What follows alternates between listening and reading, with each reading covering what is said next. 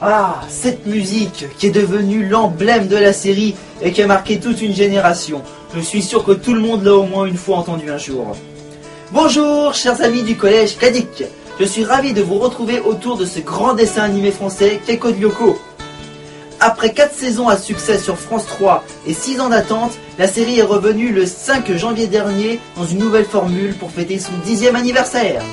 Ce soir, nous vous emmenons au cœur de l'univers de Lyoko, de son lancement en 2003 jusqu'à cette nouvelle série dite Évolution. Alors, prêt à plonger? C'est parti, virtualisation!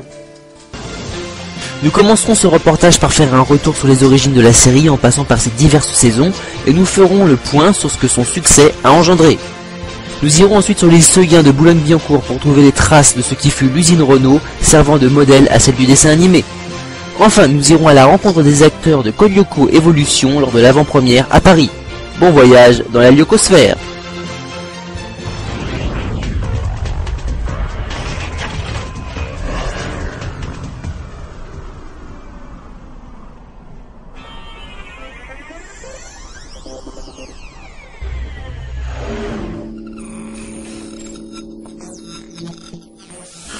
Oh, pas évident, hein. Alors, avant de parler de l'univers de Code Lyoko et de ses nouveautés, nous allons dans un premier temps faire un retour en arrière pour découvrir ses origines et comment elle est devenue la série à succès que nous connaissons pour être jusqu'à la meilleure exportation française 2007 et son impact dans l'univers du dessin animé. Mais avant cela, nous allons tout d'abord poser quelques questions à Sissi. Alors Sissi, comment définirais-tu Code Lyoko ? Eh bien voilà, il s'agit d'une histoire d'amour, bien sûr, mais doublée d'un thriller bourré de suspense et de scènes d'action. Oh, mais attention, avec une bonne dose de psychologie, ce qui n'empêche pas que ce soit aussi une comédie à la fois satirique et bon enfant. D'accord, oui, alors en gros, elle en sait rien. Donc nous allons alors maintenant passer à notre reportage sur le succès de Code Lyoko. Attention, retour vers le passé.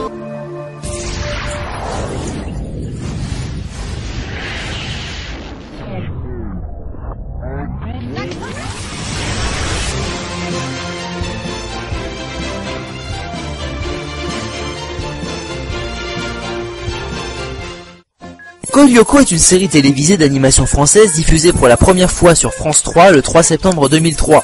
Cette série est un mélange à la fois d'une technique d'animation 2D et de 3D.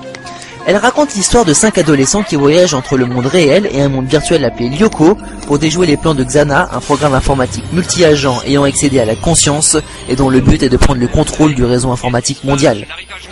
Code Lyoko trouve son origine dans un pilote de fin d'études réalisé en anglais en 2001 par 2 étudiants et connu sous le nom de Garage Kid. On y retrouve les personnages principaux et le concept de collégiens combattant en secret dans un monde virtuel contre une intelligence artificielle maléfique. Dans ce pilote, les principales différences avec la série qui en a résulté sont notables. On note tout d'abord l'absence d'Aelita, un des personnages les plus importants de Code Lyoko, autour duquel se déroule une grande partie de l'intrigue. Les décors sont complètement différents de ceux de la série, les personnages peuvent utiliser leur pouvoir sur Terre, et le monde virtuel plus complexe que celui de la série s'appelle Xanadu et non Lyoko.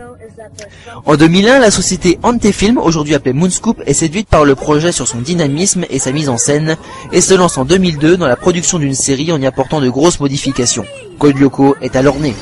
On note également dans la série des références à Garage Kid. Le nom de Xana vient entre autres de Xanadu, le nom du monde virtuel dans le pilote. Les images de la virtualisation de la première saison sont également celles du pilote. Et le nom Garage Skid de l'endroit où stationne le sous-marin virtuel des héros dans la saison 4 fait clairement référence au nom du pilote, Garage Kid. En 2003, l'on pouvait découvrir sur nos écrans l'histoire de la première saison de Code Lyoko en 26 épisodes qui commence juste après le préquel en 2 parties diffusé en 2006 appelé Le Réveil de Xana et montrant la formation du groupe d'amis composé de Jérémy Belpois, Odd Della Robbia, Ulrich Stern, Yumi Ishiyama, ainsi que la découverte d'Aelita, une créature virtuelle vivant sur Lyoko, un monde numérique dont elle est la gardienne. L'objectif tout au long de cette saison est de parvenir à matérialiser Aelita sur Terre pour éteindre le supercalculateur et anéantir Xana. Seulement le vide-programme ne l'entend pas de cette façon et tente par tous les moyens d'éliminer le groupe de jeunes gens en lançant des attaques sur Terre via les réseaux électriques, les retardant dans la recherche du programme de matérialisation. Pour neutraliser ces attaques, les héros doivent se virtualiser dans le monde numérique et accompagner Aelita jusqu'à la tour activée par Xana sur l'un des 4 territoires afin qu'elle la désactive et mette fin à l'attaque. Sur Lyoko, Xana attend également les héros de pied ferme avec toute une armée de monstres de sa création pour les empêcher d'atteindre la tour et se débarrasser en priorité d'Aelita, car elle est la seule à pouvoir mettre un terme à ses attaques. Par deux fois, Jérémy approche du but, mais des événements tels que la chute de Yumi dans la mer numérique ou le bug du programme de matérialisation lors du test sur le cheveu de la jeune fille virtuelle l'obligent à revoir le programme. Ce dernier finira par aboutir et se soldera par la matérialisation d'Aelita. Cependant, un autre contretemps vient repousser l'extinction du supercalculateur, car il semblerait que l'existence de la jeune fille soit liée à celle de Xana par l'implantation d'un virus. En 2005, la seconde saison de Code Lyoko apparaît sur nos écrans avec 26 épisodes et un bon lot de nouveautés. La première est une redéfinition et une refonte graphique de toute la partie 3D. Le plus important reste sur le territoire de la forêt. Nous pouvons le voir sur cette comparaison entre un épisode de la saison 1 et un épisode de la saison 2. On découvrira également un nouveau territoire, l'ajout de véhicules pour faciliter le déplacement des héros désormais appelés Lyoko guerriers, de nouveaux monstres dans l'armada de Xana, dont un particulièrement pénible, et de nouveaux lieux et personnages clés. L'intrigue reprend là où la saison 1 s'est arrêtée. L'objectif principal de Jérémy dans cette saison, à l'instar de la première qui fut de trouver le programme de matérialisation, sera de trouver l'antivirus qui permettra de libérer Aelita de l'influence de Xana. Car si cette dernière peut maintenant vivre avec ses amis sur Terre, son existence reste liée à celle du programme à cause d'un virus. Ce dernier gagne également en puissance et ses attaques sur Terre sont maintenant d'un nouveau genre avec l'apparition de spectres polymorphes et sa possibilité de prendre le contrôle du corps des êtres humains. Le but de ces attaques, cette fois, est d'attirer la jeune fille sur Lyoko afin de l'envoyer à un de ces nouveaux monstres, la Méduse, qui cherchera à lui voler sa mémoire. Les Lyoko guerriers feront également la découverte d'un 5e territoire appelé Carthage, plus dangereux que les 4 autres, avec un compte à rebours, des pièges à éviter et de nouveaux monstres encore plus dangereux que les précédents. Mais en contrepartie, ils découvriront plein d'informations sur Xana, des codes et programmes du monde virtuel. Ils chercheront aussi en parallèle à résoudre le mystère de Franz Hopper, un ancien professeur de sciences de leur collège possédant l'Ermitage, une villa en ruine, et qui serait lié au supercalculateur. Pour cela, en plus de l'antivirus, il faudra à Jérémy trouver le moyen de décrypter l'étrange journal informatique du mystérieux professeur. Pour y parvenir, le petit génie découvre que comme Xana, il a la possibilité d'activer des tours sur Lyoko, et se sert donc de ce procédé pour le décrypter. Ils finissent par comprendre que Xana n'a non pas implanté un virus à Aelita, mais qu'il lui a au contraire volé une partie d'elle, car le journal révèle qu'elle est en réalité la fille de Franz Hopper, le créateur du monde virtuel, et qu'elle possède les clés de Lyoko, ce que Xana convoite dans sa mémoire. Ils parviennent à localiser ce fragment manquant et décident d'aller le récupérer, sauf qu'il s'agit là d'un piège de Xana, et après avoir isolé Aelita, parvient à s'emparer de sa mémoire et s'échappe du supercalculateur à destination du réseau informatique mondial, laissant la jeune fille et le monde virtuel à l'abandon. Franz Hopper, en réalité omniprésent sur Lyoko, interviendra juste à temps pour sauver sa fille et le monde virtuel avant qu'il ne perde sa trace. C'est en 2006 qu'arrive la saison 3 avec 13 épisodes. Dans cette saison, il n'y a pas de grosses nouveautés notables, si ce n'est l'apparition d'une nouvelle salle dans le 5e territoire et un nouveau pouvoir pour Aelita qui peut désormais être dévirtualisé sans disparaître à jamais. Les héros lancent des recherches pour localiser Xana dans le réseau après son évasion du supercalculateur et finissent par le retrouver. Ce dernier, après avoir été repéré, lance une attaque sur Lyoko dans une nouvelle salle sur le 5e territoire. Son attaque est concentrée sur un point en particulier, le cœur de Lyoko étant le fichier source du monde virtuel qui, s'il est détruit, entraîne la disparition totale et instantanée de ce dernier. L'objectif de Xana est maintenant clair, détruire le monde virtuel pour empêcher les Lyoko guerriers de contrer ses plans. L'objectif de Jérémy cette fois est de trouver le moyen de les envoyer directement sur le réseau pour le combattre tout en protégeant le cœur et en essayant de localiser Franz Hopper. Xana lancera de nouveau ses attaques sur Terre afin d'envoyer Aelita sur Lyoko pour l'envoyer de nouveau à la Méduse. Sauf que cette fois, ce n'est pas sa mémoire qu'elle lui extirpera, mais au contraire lui implantera des données pour qu'elle puisse tomber sous le contrôle de Xana. Ce dernier, ne pouvant détruire directement le cœur, utilisera la jeune fille pour l'envoyer dans les tours de passage et lancer la destruction du territoire correspondant et les empêcher d'accéder au 5e territoire. L'objectif de Jérémy est donc maintenant en priorité de trouver un moyen d'envoyer les Lyoko guerriers directement sur le 5e territoire et de localiser Franz Hopper. Et malgré leurs efforts, Xana parviendra à détruire 3 des 4 territoires de surface, en commençant par celui de la forêt, puis celui du désert, et enfin celui de la montagne. Le 4e, étant celui de la banquise, sera détruit par les Lyoko guerriers eux-mêmes afin de récupérer de la puissance pour éviter une destruction imminente du supercalculateur après son sabotage par Xana. Bien que Jérémy trouve finalement les codes de l'accès direct au 5e territoire, face au rythme des attaques de ce dernier et du poids de leurs études au collège, il recrute William Dunbar, un personnage découvert dans la saison 2, pour les aider dans leur mission. Seulement, faute d'expérience, il se fera capturer par la Méduse et tombera sous le contrôle de Xana, et après s'être facilement débarrassé des Lyoko guerriers, portera le coup de grâce au monde virtuel et disparaîtra avec lui en même temps que Franz Hopper, tout juste localisé par Jérémy. Les héros pensent à la victoire de Xana jusqu'à ce qu'ils reçoivent un message codé en provenance du réseau de la part de Franz Hopper. La saison 4 arrive en 2007 avec une diffusion chaotique des 30 épisodes sur France 3 et avec énormément de nouveautés ainsi qu'un nouveau concept 2D. De nouveaux lieux virtuels comme le réseau et les réplicas, de nouvelles tenues et de nouveaux pouvoirs pour les Lyoko guerriers, l'apparition du Skillbladnir, un nouveau véhicule, un nouvel ennemi important et de nouveaux personnages. Avec le message reçu à la fin de la saison 3, Jérémy parvient à recréer Lyoko, le but étant de retrouver William après la disparition du monde virtuel. Seulement lorsque celui-ci revient, il se trouve être sous le contrôle de Xana alors qu'aucune tour n'est activée sur Lyoko, et cherche à emmener Aelita dans la mer numérique. Malgré leur tentative pour le libérer, ils se rendent à l'évidence que la réponse se retrouve dans le réseau et créent une réplique de ce dernier pour le remplacer au collège. Seulement cette copie s'avère être stupide intellectuellement et en plus des attaques de Xana sur Terre, ils doivent maintenant couvrir les bourdes du nouveau William pour éviter les soupçons. Afin de rechercher la source de l'original qui se présente souvent sur leur chemin, Jérémy crée le Skillbladnir, un sous-marin stocké sur le 5e territoire qui leur permettra de voyager dans la mer numérique. Lors du premier voyage, ils tombent par hasard sur un autre monde virtuel et en l'explorant, ils découvrent qu'il s'agit d'une réplique d'un des territoires de Lyoko créé par Xana. Se doutant de l'existence de plusieurs réplicas, ils en déduisent qu'en les détruisant tous, ils parviendront à anéantir Xana. Pour cela, ils doivent trouver et détruire le supercalculateur correspondant aux réplicas. Jérémy met alors au point la translation, une technique permettant d'envoyer les Lyoko guerriers sur Terre avec leur apparence et leurs compétences virtuelles. Lors d'un piège de Xana qui se terminera par la chute d'Aelita dans la mer numérique, ils découvriront que cette stratégie est destinée à faire sortir Franz Hopper du réseau pour sauver sa fille, l'occasion idéale d'éliminer ce dernier qui reste la grande menace principale de Xana. Ce dernier contre-attaque également les Lyoko guerriers avec leur propre procédé en translatant William pour les empêcher de détruire les supercalculateurs. Ce qui est une grosse erreur pour le programme, car Aelita récupérera les données de la tour gérant la translation pour permettre à Jérémy de créer un programme pour le libérer. Face à cette menace, Xana dévoile l'intégralité de sa centaine de réplicas en utilisant tous leurs pouvoirs simultanément pour créer le Colosse, un monstre gigantesque afin d'en finir plus rapidement avec ses ennemis. Pour le détruire, Jérémy comprend que cela ne sera possible qu'avec un système multi-agent qu'il met au point. Ils parviennent dans un premier temps à libérer William après un processus compliqué et finissent par venir à bout du Colosse pour affaiblir Xana avant de lancer le programme dont la puissance sera trop faible et sera fatale à Franz Hopper qui devra se sacrifier pour fournir l'énergie nécessaire. Les réplicas sont alors détruits un à un et Xana est finalement vaincu. Après cette victoire amère, les Lyoko guerriers se remémoreront tous leurs moments de cette aventure et éteignent enfin le supercalculateur.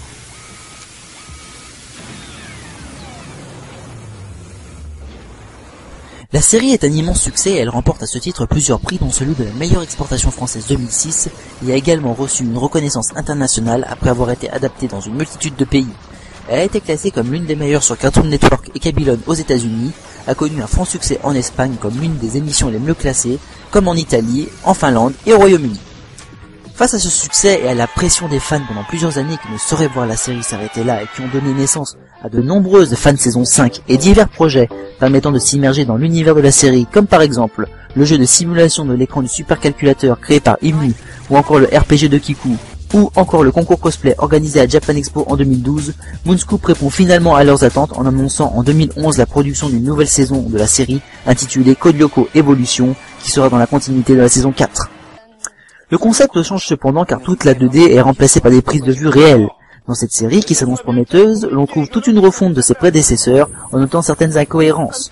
Les tours ont changé sans explication scénaristique, les héros sont étonnés d'apprendre qu'ils peuvent entrer dans les tours alors qu'ils l'ont bien fait dans les saisons précédentes, la reprogrammation soudaine du Skillbladnir alors qu'il a été dit par le passé qu'il faudrait plusieurs mois pour se faire, la disparition de 2 territoires après une perte de données due à l'extinction pendant plusieurs mois du supercalculateur alors qu'auparavant il avait éteint pendant 10 ans sans aucun problème, et peut-être d'autres incohérences à venir encore. L'on note aussi l'apparition du Cortex, un nouveau territoire dans le réseau, de nouvelles tenues pour les Lyoko guerriers, de nouveaux ennemis, de nouveaux pouvoirs, sans oublier le retour de Xana. Ce programme est décidément indestructible. Code Lyoko est aussi un énorme succès commercial et a donné naissance à de nombreux produits dérivés de toutes sortes, DVD, jeux vidéo, CD, figurines, livres et bien d'autres encore, ainsi qu'une attraction dédiée aux enfants ouverte en 2008 au parc du Futuroscope intitulée Objectif Lyoko. Parmi tous ces produits dérivés, on retrouve en tête les jeux vidéo. Le premier d'entre eux, simplement appelé Code Lyoko, est sorti le 15 juin 2007 à destination de la console portable DS de Nintendo. L'histoire reprend celle des 2 premières saisons et est découpée en plusieurs tableaux. Comme dans la série, le jeu se divise en 2 styles. La première, une phase de mission en 2D dans le monde réel, et une phase de mission à la suite en 3D sur Lyoko. On y retrouve toute l'ambiance du dessin animé avec les musiques et les décors de la série. Le second jeu est sorti le 23 octobre 2007 sous le nom de Code Lyoko plongé vers l'infini sur la console de salon Wii de Nintendo et ensuite adapté sur les consoles PlayStation de Sony, puis sur une version Nintendo DS par la suite sous le nom de Code Lyoko Xana Destruction Finale. Le scénario de ce jeu se base sur la saison 4 de la série. Le côté 3D dans le monde réel est cependant très limité par rapport au premier opus, mais il a la particularité de faire intervenir les voix officielles des personnages, sauf sur la version DS. Pour revoir les épisodes, il y a les incontournables DVD avec un total de 7 coffrets de 13 épisodes, répartis sur 3 disques par coffret, sortis entre 2006 et 2008. Il existe cependant 2 DVD sur la saison 1 sortis en 2004, qui contiennent chacun 4 épisodes, et des bonus qui ne sont non présents dans les autres versions. Un monde sans danger est un titre désormais culte et caractéristique de la série car on le retrouve sur les 4 premières saisons comme générique. Véritable tube, le générique a été traduit dans toutes les langues où la série a été adaptée. On le retrouve sur un CD de single 2 titres sortis en 2004 accompagné de sa version karaoké intitulée Code Lyoko, un monde sans danger. On trouvera également en 2006 une réédition de ce single avec les mêmes titres plus le clip vidéo pour une utilisation sur ordinateur. Également en 2006 sortent 2 nouveaux CD. Le premier, un single de titre connu sous le nom de Code Lyoko PlanetNet featuring Subdigital, contient comme son nom l'indique le titre PlanetNet et S'envoler, le titre du générique de fin. Le second CD est l'album avec l'intégrale de 12 titres intitulé Code Lyoko featuring Subdigital. Il s'agit non pas de musique d'ambiance de la série, mais des chansons du groupe qu'adorent les héros, bien qu'aucun des titres n'a été entendu tel quel dans aucun des épisodes, si ce n'est lors de la saison 4 en 2007, bien après la sortie de l'album. Il est classique dans les produits dérivés de séries d'y trouver des figurines. Code Lyoko n'échappe bien évidemment pas à cette règle. Lancé mondialement en 2006, l'on en retrouve de toutes sortes sur toutes les saisons. La chose étonnante que l'on peut noter, c'est que certaines figurines ne sont sorties que dans certains pays et ne sont jamais venues en France, pays d'origine de la série, comme par exemple celle de la saison 4 sortie uniquement en Espagne. Code Lyoko a également trouvé sa place dans la littérature et a fait l'objet de romans, magazines et autres bandes dessinées. La première parution date de 2004 avec une bande dessinée sous les couleurs de Manganime contenant 2 épisodes faits à partir d'images de la série, racontant les épisodes en question, et un second également sorti en 2005. Les 2 sont basés sur la saison 1. La même année sort également sur le même principe un roman, cette fois signé Bibliothèque Verte comprenant 12 tomes, racontant des épisodes de la saison 1 à 3. Une seconde vague de romans italiens sort en 2010 aux éditions Alain Michel, dont l'histoire est une saison 5 alternative racontée par Jérémy Belpois, comprenant 4 tomes, dont seulement 2 sont sortis en France. En 2007 sortait également un magazine consacré à la série comportant 2 bandes dessinées inédites et de multiples pages sur l'univers de Code Lyoko. Le magazine n'a connu que 3 parutions.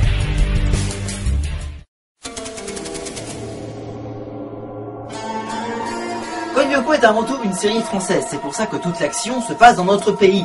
Si Evolution a été tournée à Angoulême, l'action de la série, elle, se passe toujours en région parisienne, plus précisément dans le 92, les Hauts-de-Seine, à Boulogne-Billancourt. Certains endroits du monde réel ont été créés à partir de véritables endroits existants et ont servi de modèle pour créer l'univers de Code Lyoko. Le premier d'entre eux, le collège Cadic, est une reproduction plus ou moins exacte du collège-lycée Lacanal, situé à Sceaux, dans les Hauts-de-Seine.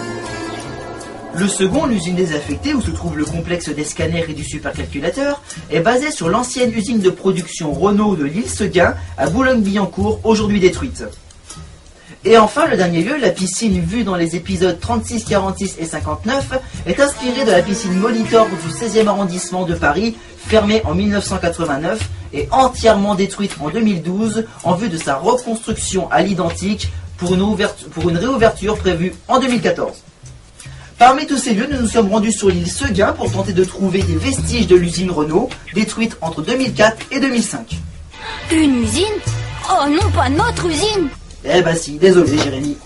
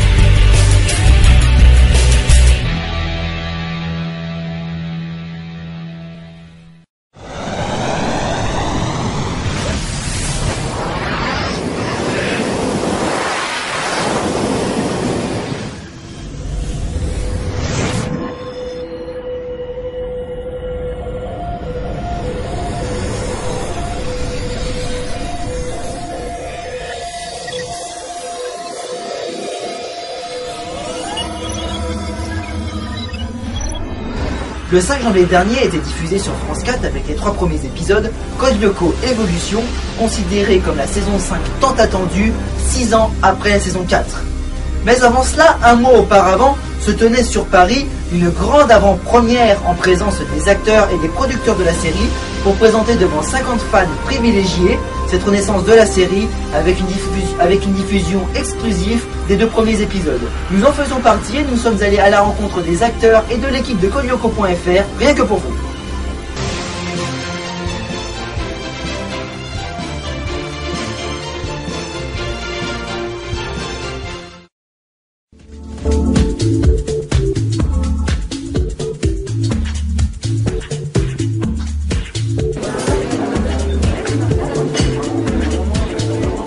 Florence, défi du jour.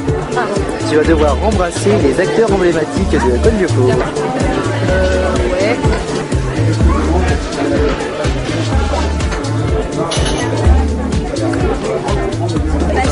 Très professionnel. Allez, une prochaine fois, je vais le faire. Alors, est-ce que... Oh, c'est arrivé.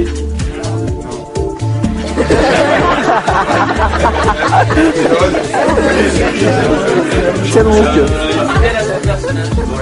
Le qui est interprété par l'univers, il est en chemin. Je pense qu'on le verra d'ici la fin de la projection.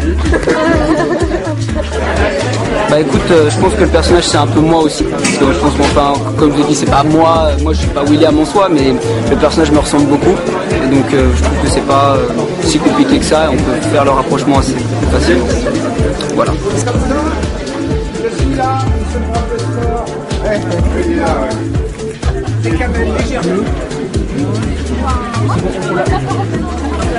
Dur, fatigant parce que 26 épisodes en 45 jours c'est un rythme de dingue. Mais il y avait une telle équipe, que ce soit les comédiens ou même l'équipe technique et réalisation autour, vraiment génial, on s'est tous portés les uns les autres et ils étaient, voilà, c'était une grande famille et si je pouvais les retrouver ce serait vraiment cool.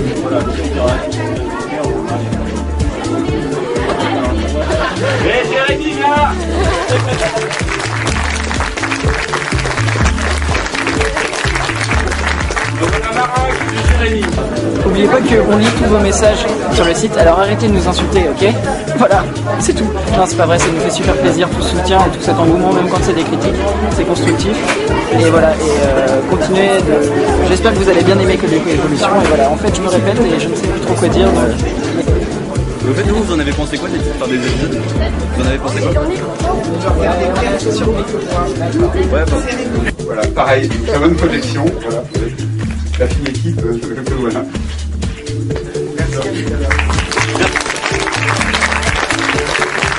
Alors l'équipe de Codelyoko.fr, bonjour. Bonjour. Alors qu'avez-vous pensé de du court-métrage, enfin de la projection? Parfait, franchement, rien à dire, beau boulot, relation avec les fans, franchement un travail spectaculaire. exceptionnel, rien de mieux à part Codelyoko.fr. Une très bonne organisation, c'est éclaté du début à la fin, on a vraiment eu ce qu'on attendait, le contact avec les acteurs. Est-ce que le contenu des épisodes et de la réalisation est à la hauteur de vos attentes? Les premiers épisodes étaient très difficiles à réaliser parce qu'il fallait contenter à la fois les anciens et puis donner assez d'informations pour les nouveaux. Je suis ancien donc je n'ai peut-être pas les 2 points de vue pour en parler, mais à mon avis les 2 épisodes introduisent très bien la série et annoncent du bon. Par contre je trouve que les nouveautés arrivent à un rythme très rapide. Si on m'avait dit qu'il y aurait Cortex au 2e épisode, j'aurais rigolé. Pareil, rien à dire, hein, je reprends ce qu'a dit Chaka, que du bonheur, c'est même au-delà de nos attentes. Idem, hein, c'est même mieux que ce que j'attendais.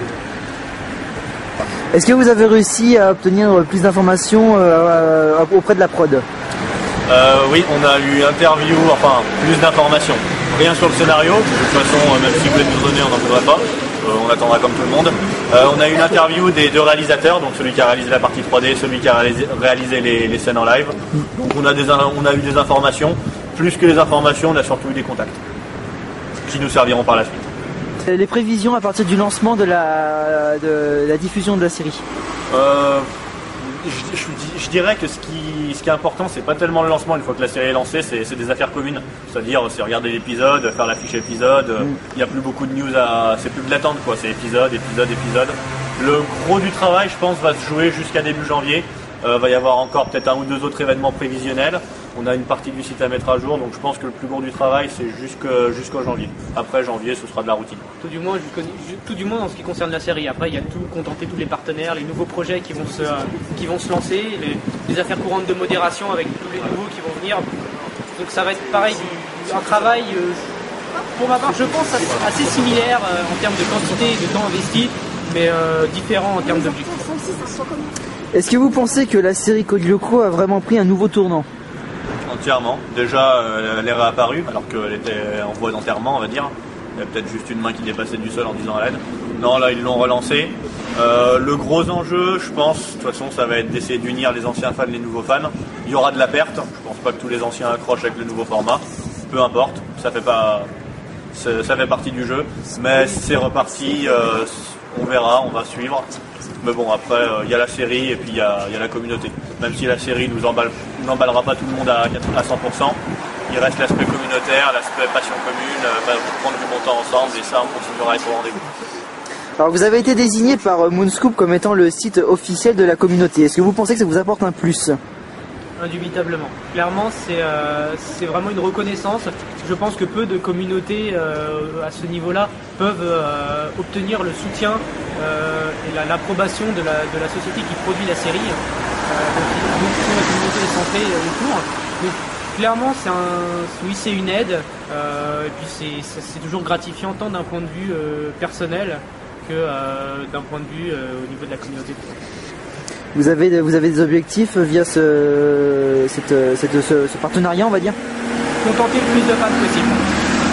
Voilà, on a pas mal d'espérance quant à l'acteur, aux activités qu'on va pouvoir mettre en place. Bon, c'est quand même quelque chose qui a des gros enjeux, mais on espère bien que le partenariat va se renforcer, que la relation de confiance sera de plus en plus forte, qu'on va vraiment aller de plus en plus sur une relation de professionnel à professionnel, parce que je pense qu'on peut dire que le site a un niveau professionnel.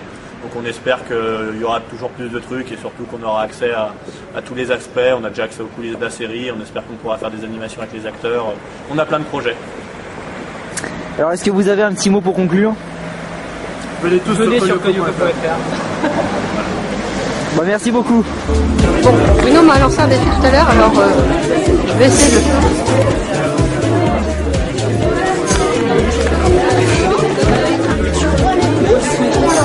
Bien sûr, ouais.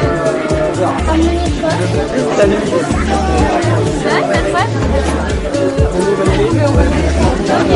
Ça t'a plu? Oui, À une prochaine fois. Ouais, merci. À bientôt. Allez. Voilà. Pour la postérité. Je te refais la bise aussi. Surtout pour toi. C'est filmé 1000 fois, c'est pour ça. Voilà, c'est pour ça. C'est pour la caméra. Voilà, c'est fait. À vous les studios. À vous les studios. Si on te demande une deuxième saison, tu re-signes? Ça, on verra. Pour le moment, il n'y a rien qui est sûr, rien n'est dit. Il n'y a pas de deuxième saison qui est signée pour le moment, donc on verra quand ça arrive. Voilà. Moi, je signe tout de suite. Si jamais il y a une saison 6, moi je serais partant. Si, bien sûr. On re-signera tous, on en a déjà parlé. On signera tous. Après, c'est Moonscoop qui doit signer, je crois. D'accord. Oh, qu'est-ce que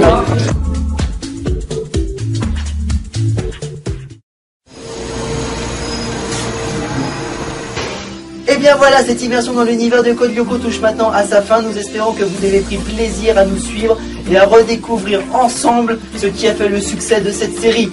Nous remercions tout particulièrement pour leur dévotion les acteurs et aussi toute l'équipe de codelyoko.fr, le site officiel de la communauté des fans. N'oubliez pas que pour suivre les nouvelles aventures des Lyoko guerriers dans leur lutte contre Xana, c'est tous les samedis à 9h45 dans Code Lyoko Evolution sur France 4. N'oubliez pas également d'aller faire un tour sur notre site mmtprod.free.fr ainsi que la page Facebook pour laisser vos commentaires et vos suggestions. Nous vous donnons rendez-vous le mois prochain pour une toute nouvelle émission qui, je ne vous le cache pas, sera musicale. Avant de nous quitter, nous laissons le mot de la fin à Odd. Oh, c'est déjà terminé? Merci et au revoir.